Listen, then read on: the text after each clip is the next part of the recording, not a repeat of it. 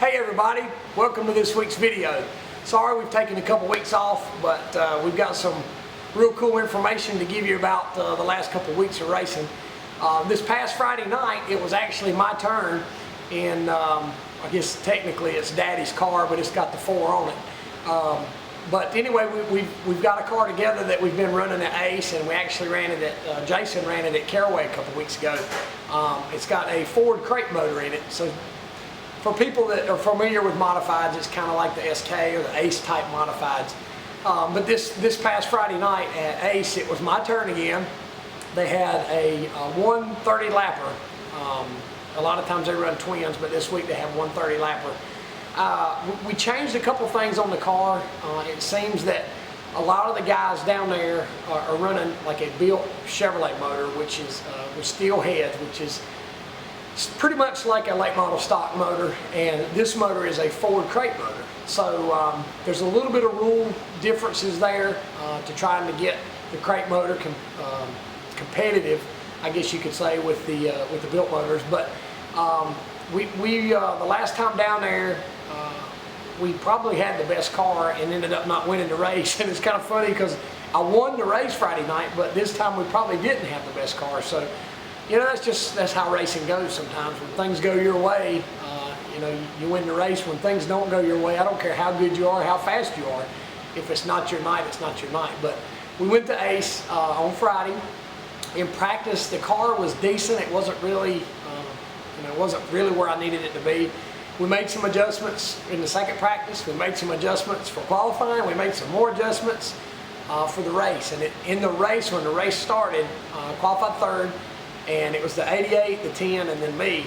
And we went down in the corner. We raced about a lap or two, and the 88 got turned around, so that put me second to the 10 car.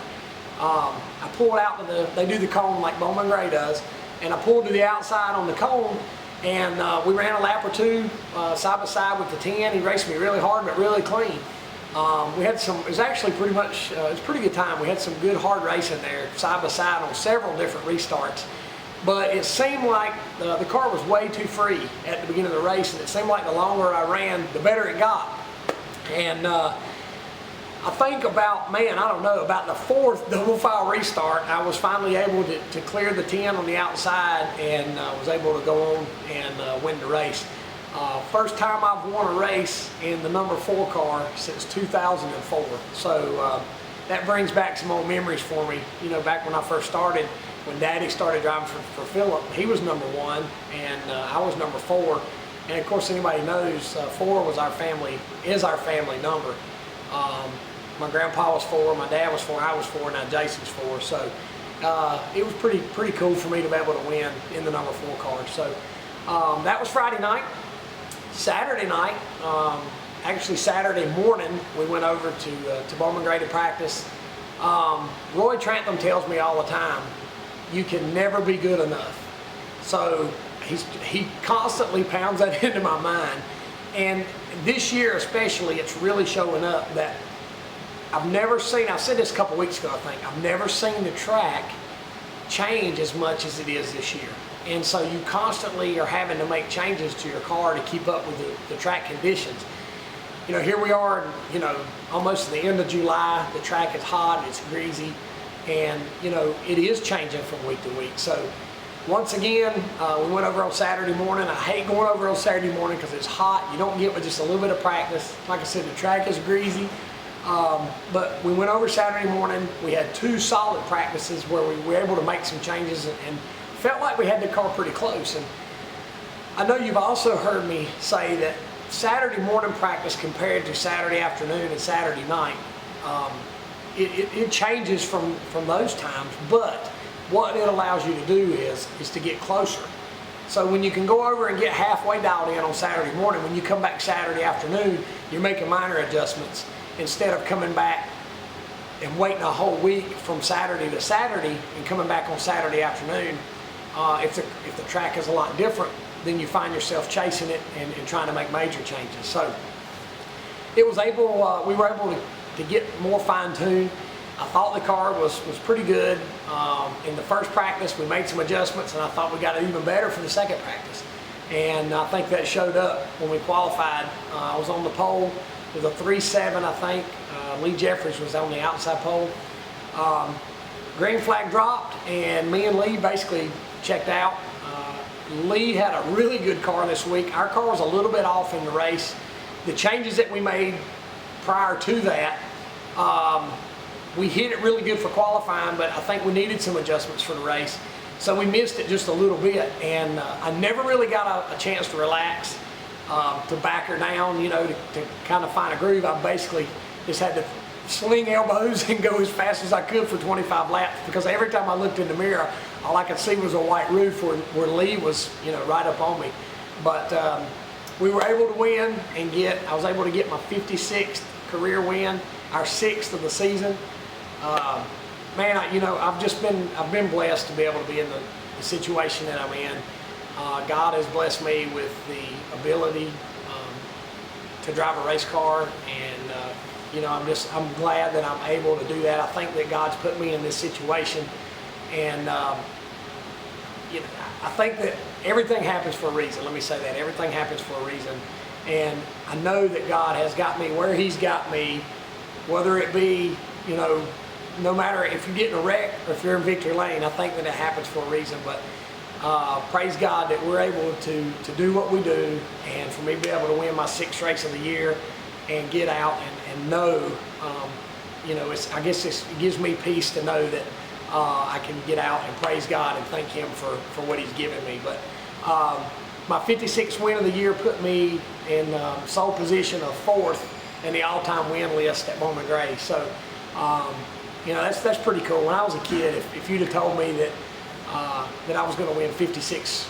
races in my career and still hopefully have years to come of racing at Bowman Gray, I don't know that I'd have believed it. I can remember sitting in the stands watching Daddy and Philip Smith and Junior Miller, Johnny Johnson, you know, a lot of those guys that were the hot shoe back then. Ralph Brinkley, back when I was younger, sitting in the stands. And I know the first time I got in a modified, I thought to myself, man, how do they do this? So to be from then to where I am now, man, it's pretty humbling, if anything. But the second race, drew 10th and actually finished 11th.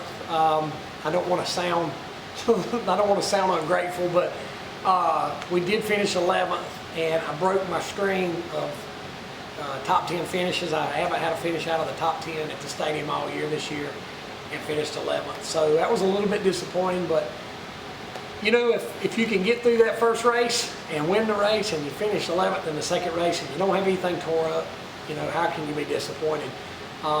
We did lose 2 points to Jason, who is second in the points. I think he's 28 behind me now. I think it would be awesome if it came down to the last race of the year and it was down to me and Jason for the championship, and we got to go out and race hard and battle each other and the best man win. But you know, we still got several weeks to go. We're still not focused on the points. They asked me if I was point racing Saturday night, and I said, you know, when you go out and set on the pole and win the race, you get the most points. So that's what we go to do. I think this weekend coming up, is it Twin 50s, right, this weekend? We got Twin 50s coming up this weekend.